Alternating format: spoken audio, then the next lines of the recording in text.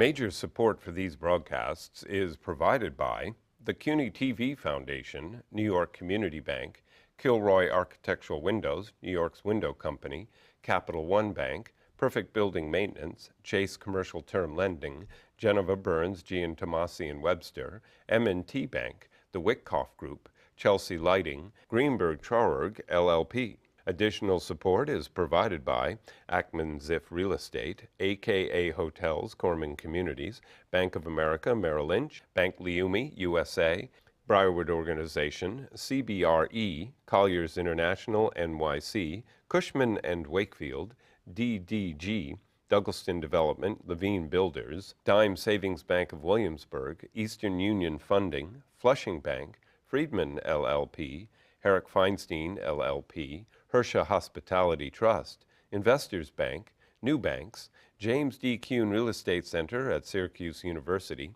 James Orphanides, Centurion Holdings, John Katsimatidis, Red Apple Group, Margolin Weiner and Evans, Madison Realty Capital, Meridian Capital Group, Newmark Grubb Knight Frank, People's United Bank, Popular Community Bank, SJP Properties, Sterling & Sterling, Stonehenge Partners, Urban American, and these friends.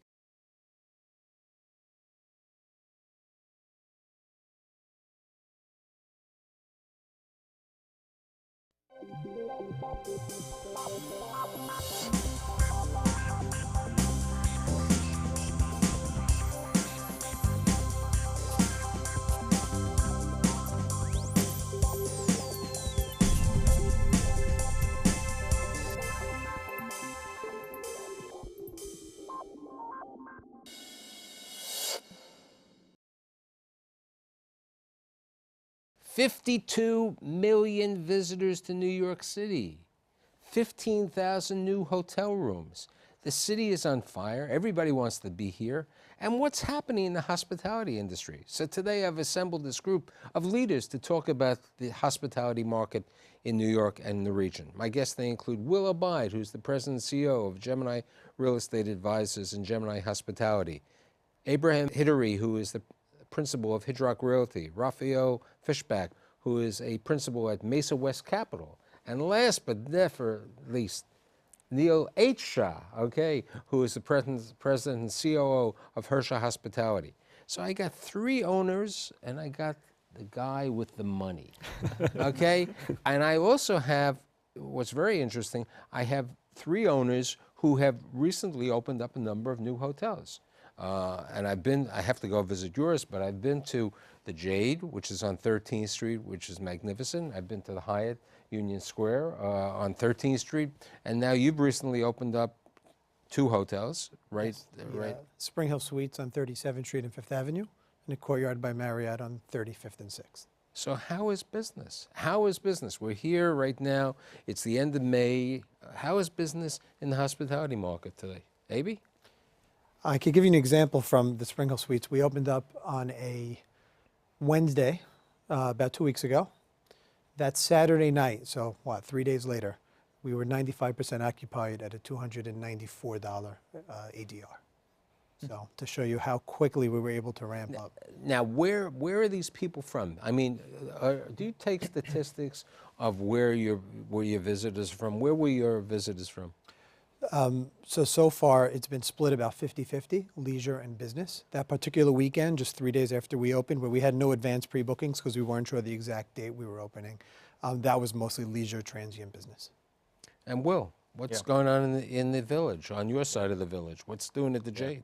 Well, the Jade Hotel is doing great.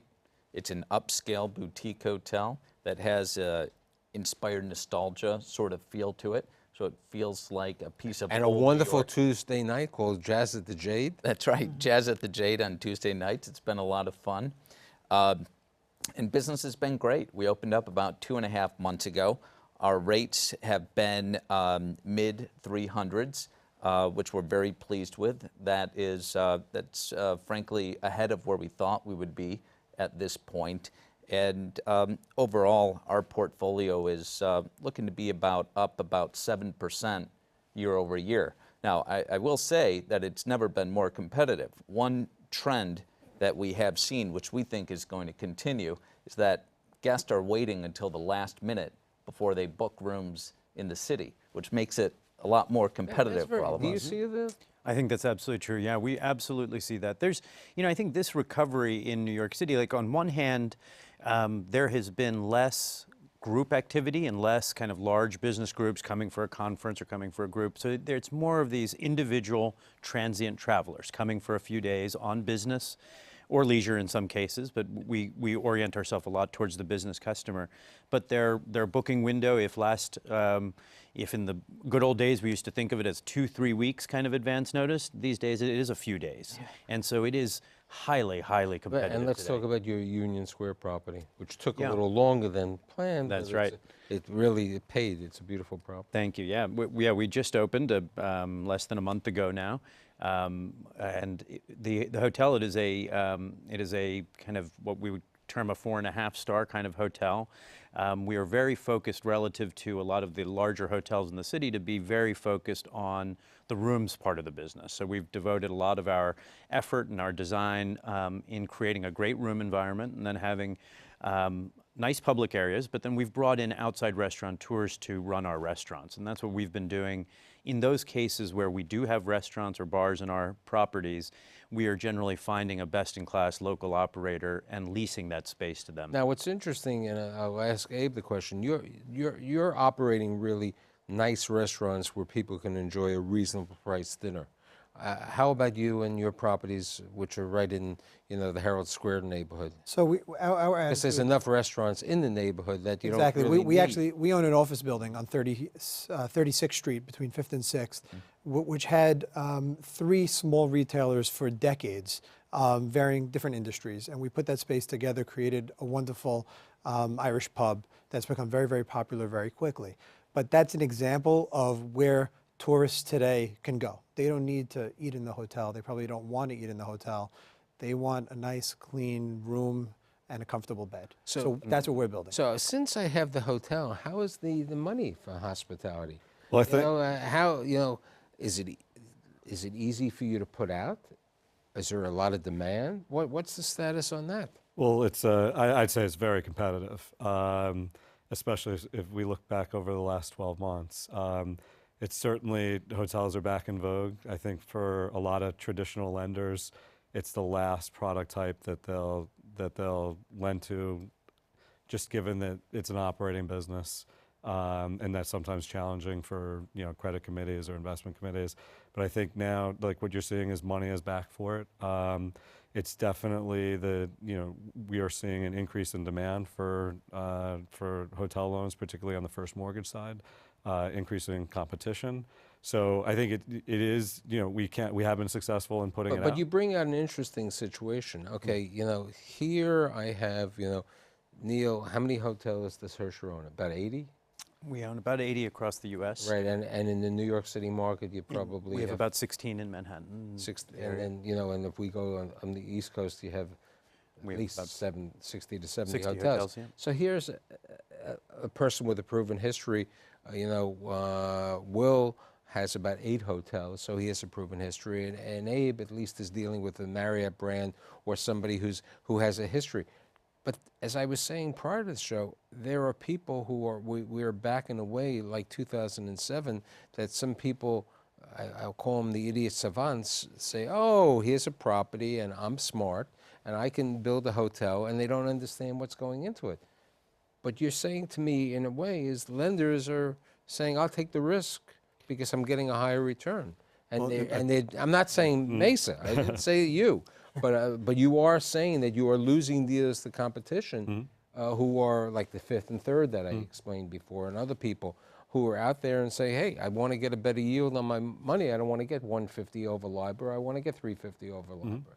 Well, inherently, as we were talking about before, the hotel deals seem like the last place where you can continue to get yield, as cap rates on other product types continue to go down, and pricing continues to go down. So I think for inevitably, you're going to have groups that are lending institutions, whether they're funds, whether they're banks, whether they're conduits that do lose their discipline a little bit. But I think, the deals are, still good enough right now. Like everyone on this panel is bankable, could get a loan from a commercial bank or a fund. It's going to come down to, what those different institutions provide, what they offer that are different, whether it's lower price or whether it's better structure for a particular deal that might not have the cash flow yet to support a more stabilized loan. So I think what's great for the industry in terms of my peers here on the set is that there's different types of financing available. So here's my question. We're talking about Manhattan. Okay, we're Union Square over here, Herald Square over there. We're talking all over. Let's talk about the boroughs. And this was a discussion that we had prior to the show that Will mentioned that perhaps he was too late to be in Williamsburg. Yeah. And the wife is doing well, and I think there's another hotel. Hotel Williamsburg. The Hotel Well, Williamsburg. now it's King and Grove. King and Grove Yeah. is doing well. You live in Brooklyn. Do you see Brooklyn as a hotel market? I think that for a hotel to be successful, there has to be strong demand generators. Brooklyn has wonderful things to do sort of haphazardly. Go to a ball game, go to the museum. There's great things in Brooklyn. I'm not sure it's a strong enough demand generator for there to be consistent business. See, Neo's Hotel, the new, is in a section, you're really near Brooklyn Heights. Yeah. So you have more of a community. And, right now, people are talking about the Barclays Center. There's nothing to do near the Barclays Center if there's not a game there. Yeah. Okay? And there's nothing to do on Flatbush Avenue Great place unless to they want to live, go by to the way. Pinchik Avenue. Great place to live, but it's not a place that has all the restaurants as we were talking about other places. With Brooklyn, I think when you compare it to Manhattan, it's a very challenging comparison because nowhere near the density, nowhere near the kind of commercial and business demand generators that you have in Manhattan. But then if you compare it to other markets around the United States, it's actually a pretty strong market. You think of it as its own city, it's the 4th largest city in the United States. If you think of it in terms of residential, universities, government, there's a lot of government. So there is a market there. What's concerning to me is if you start to see a lot of competitors and a lot of lenders coming in thinking it is Manhattan, and that it's not. It's a very different rate, very different occupancy. And don't forget, the rental rates for apartments in Williamsburg is now higher than the Upper East Side. Is that right? Yeah. Yeah. So residential might be different in that way. But you bring up an interesting point. Hotels on the Upper East Side have not done well. As you remember, there was the Courtyard on 92nd Street, which went bankrupt. Hotels on the Upper East Side, of very close over to 1st to 2nd Avenue, have not done well. Madison Avenue has done better because it can capture a variety of things. Right. And in a similar manner of Harlem. Yeah. It was lucky that your former colleagues went into this and took over property over there, but Harlem is not a place that you can absorb three or four hotels. What about Queens? I mean, airport is a different market in Queens. Yeah, we have a couple of properties at JFK, and JFK has been a great market for us over the years. But other parts of Queens, we had a presence in Long Island City and in that area before, but we feel that there's just not enough commercial demand generators to justify the kinds of costs you would require to build there. And unfortunately, a lot of people have built there, so there is a lot of hotel inventory there already. It brings out the interesting point, and my wife had made it. We have an apartment in West Hampton, and she was reading Memorial Day holiday. There were more magazines in the world, and everybody's talking about they're building 5-star luxury hotels in East Hampton, Amagansett, and some other things. And I brought out to her what happened in Long Beach with the Allegra. The Allegra was a hotel that was built, beautiful property, and they thought that they were going to get the catering business because of the community and all the rest with the kosher kitchen and everything else. It was a major bankruptcy. The banks took a 50% loss on it. Seasonal hotels can't operate that well. Yeah, the seasonality really hurts, especially when you look at all of your labor walking out the door Labor Day weekend or soon thereafter.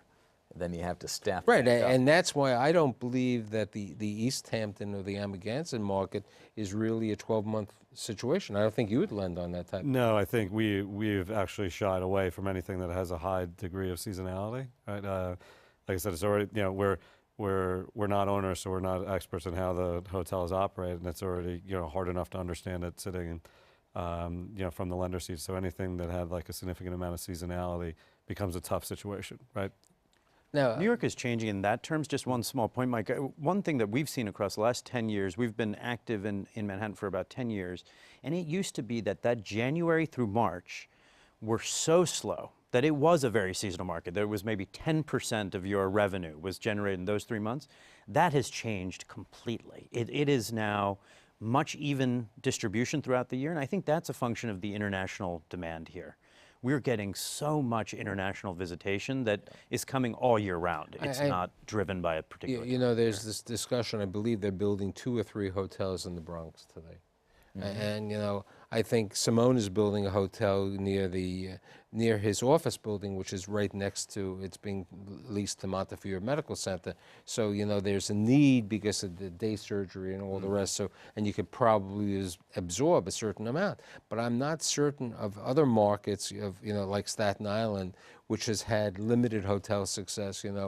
There are only maybe 2 or 3 successful hotels over there. I don't think dense residential neighborhoods are a great recipe for a successful hotel. And I think that's what we've seen in Long Island City, in some areas of Brooklyn. Here's, as I always say when I have developers on a show, I say developers are like junkies. They got to develop. So where is the next opportunity for you to develop a hotel, AB and Will and Neil? Well, I mean, you are developing a hotel in Lower Manhattan. Neil has hotels in Lower Manhattan. Yes. What's the thoughts of everybody about Lower Manhattan? I mean, I agree with Will. Residential is not a good recipe. What is a good recipe? Business and tourist destinations. So we are building Herald Square. We have the 2 sites, and we all know Herald Square has Macy's and the Empire State Building and 34th Street Shopping Corridor and Madison Square Garden.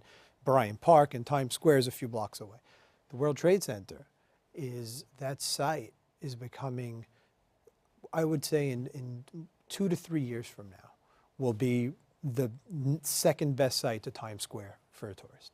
There's going to be 500,000 to 1 million square feet of retail. There's going to be the memorial pools, which are open, but they're going to be more open than they are now, taking the fences down. The museum is going to be open, the 9/11 Museum. And then for business, the Transit Center and 10 million square feet of office space. How many hotels do you have in Lower Manhattan? We have 5 below Canal Street, and we absolutely agree with that. We think it is a phenomenal market. On one hand, you have over 10 million square feet of office about to be built and opened and leased, and then you have all of the kind of amenities for the tourist trade. In fact, even just last year, the #1 visited tourist destination in New York was the World Trade Center site. So the people are going there. Yeah. Now we need to keep them there for 4 days, 5 days with all these other amenities. But it's a whole city being reborn down there. And we feel it's one of the best parts of Manhattan today. What about the Lower East Side? I mean, they're building a new one at on Orchard, which was a failed site over there. Orchard. Then there's another one on Ludlow that's going up there. I think the Lower East Side is a very special neighborhood of Manhattan. It has an unbelievable amount of authenticity and history. What it does lack is great transportation, and I think that really hurts from a tourist perspective and in terms of the attractiveness of putting a hotel. So my question is, where would you go for your next? We have a site in Midtown that we will start a ground-up project probably in about 6 or 7 months, and that'll be another upscale boutique hotel. We're close to completing a new Crown Plaza hotel. It's a redevelopment of an old box in the JFK market. So that'll be open towards the end of this year. And we're scouting around some other sites, mostly in Manhattan. Do you believe that there are too many hotels? I mean, I don't think you can get land at a reasonable price in the meatpacking district or certain markets or Tribeca. Well, it's like what's reasonable today, right? In terms of, do I think there's too many hotels? No, I think that demand continues to outstrip supply. I think a lot of the supply that people think is coming into the market doesn't truly materialize. Let's face it, New York City is modern-day Rome. It's the best place in the world, and it'll continue to be the #1 destination for tourists and business people. So here's a question for everybody, including Rafi. You know, we're talking about your hotels are all franchises, with the exception of the new. We have, I a mean, few right, independents. but I'm talking in this primarily market over branded, here. yeah. You're branded. Yeah. You're branded. You aren't. You're more of a boutique. Both. Branded and Yeah. boutique, but I'd say you're gearing yourself more of Correct. a Boutique. Yes. boutique. Do we see the continuation of the boutique market, and what's your thought? Because at the symposium I ran in March, Yeah. Sean Anderson was very blunt on what are you on these 5.5, 6-star hotels, because I think New York City can have more boutiques. I'm questioning how well these 5.5 or 6-star hotels, which are planned, will do. Any thoughts about that? We're know, not planning any.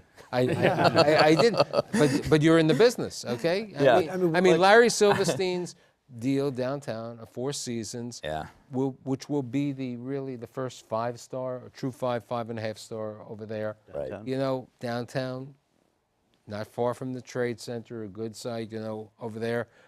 But Francis Greenberg stopped doing his deal that he was going to do on West Street, which was going to be a 5-star hotel. There's a question.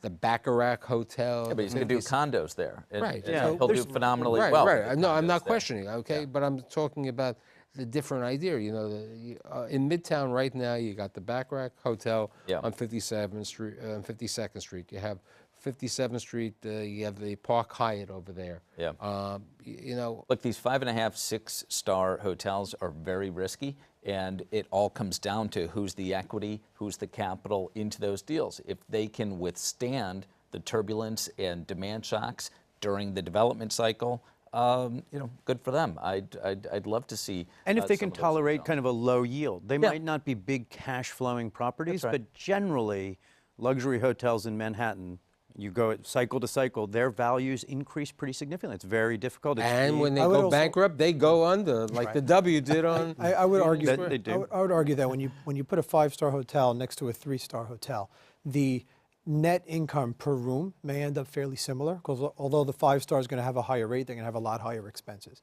But the reason for doing it very often is just to sell the condos, because those condos are worth more being part of a larger. How do you look at a 5-star. 5-star? It's interesting because I think it does, you know, these coming online and more happening, I think really does come down to the financing aspect of it, right? So I think on that sense, it can really be a story of the have and have-nots from the borrower standpoint. To get a large construction loan on a 5-star hotel, you're going to have somebody put up a significant amount of recourse today, right? So I think that in that sense, And you're going to have to pay higher rates than you even charge. hopefully yes. So so I think in that sense, I think it will. That's somewhat of a mitigant. I don't think the availability of that type of financing is back for everyone yet. So. I think you'll see more, a lender can probably stomach smaller projects, right? As opposed to going out and doing a $200 million construction loan. There's probably, that market isn't as deep. And if it's there, like again, going to the credit committee, it's going to be someone that has experience building, has the balance sheet capacity to put up the recourse. So I think in that sense, it's almost kind of like a natural mitigant to a lot of it happening. And what about the boutiques? Well, I can tell you, my company's strategy is to continue to build. I remember when you had a Wyndham Garden, so. We still have it. Right. It's a good property. But my strategy and my interest, frankly, is more in these small to mid-scale boutique hotels. I feel that visitors to New York City want a product that differentiates itself. I think New York City is one of, if not the most unique city in the world, and I think it's interesting when we can provide different experiences through boutique hotel product. How many people would you say come to your hotels via the internet? How important is the internet in booking and getting these hotels? Because I remember I did a show a number of months ago, and somebody told me that as I know, most people don't like to do with Expedia or Priceline or something like that. and they are being utilized by social media. I'm going to even write an article. There's a major subject about that, that a lot of people go to the hotels.com and this and that, Yeah. but a lot of hotel owners don't like it because of the amount of money you have to give back to them. Hersha has a name. You're a REIT. You're an established situation. You have some niches in the Jade, and people will hear that. But I think Vijay Dandapani once made a comment, because he has a hotel called the Hotel at Times Square, and when somebody puts in Times Square Hotel, it's the first thing on Google. I mean, everything is web-driven, everything is OTA, online travel agency-driven, and everything is review-driven, reservations. So you're exactly right. People are looking at TripAdvisor, they're looking at Yelp, and they're scanning these reviews to really determine if they want to stay at those hotels. So you have to be very mindful of that in the hotel business today if you want to get the business. But I would say that, all of us as operators probably have a pretty detailed online presence and an online strategy. That's just the world we live in, and it's got to be geared towards mobile devices. Right. As you know. As I said to you, and now that my shows are all available on an Apple app, okay, people want this type of thing, and I believe that people are going to be utilizing more apps to find situations, with the brands, and you'll have an app for the Jade and all the rest. Yeah. And I think it's an important situation. I don't want to be the stola pessimist, which I normally am. How long do you think this cycle can continue now? Any idea? I mean, because this came back relatively. I remember when I did a hotel show when the world went bad, it was terrible, okay? Yeah. But the hotel market came back quickly. It came back much quicker. Do you think we're It might here? feel like that from the outside. It took a while for us. Oh, you didn't get any gray hair. Maybe your brother did, but. But it was a long drop. It was 08, 09, 2010, and then there was a recovery, but Manhattan is still below peak performance. And so I still think we have, if I had to guess, I think it's driven a lot by just kind of corporate GDP and GDP for the country. And I think for the next 2-3 years, we have a pretty solid trajectory ahead of us. I'd call it, if it was a baseball game, I'd call it the fourth inning. Fourth inning. Until 10-year Treasury gets back to 3.5%. Hey, look, but interest rates are going to have an effect on hotels. Sure. Construction loans are fine, but when long-term interest rates, T-bills today, 10-year T is 2.5. Look, there's no better business to be in an inflationary environment than the hospitality business, because every single morning, all of our tenants walk out the front door, and we get to reprice our rents, also known as average daily rate. I think a lot of the problems, though, that came about in hospitality had to do with the capital stack. So I think today people's capital stacks are generally a lot healthier. And I think that is really on the point. Banks have changed the leverage, and I think we've got a really good information out of this. I'd like to thank Will, Aby, Rafi, and Neil, and I'll see you next week.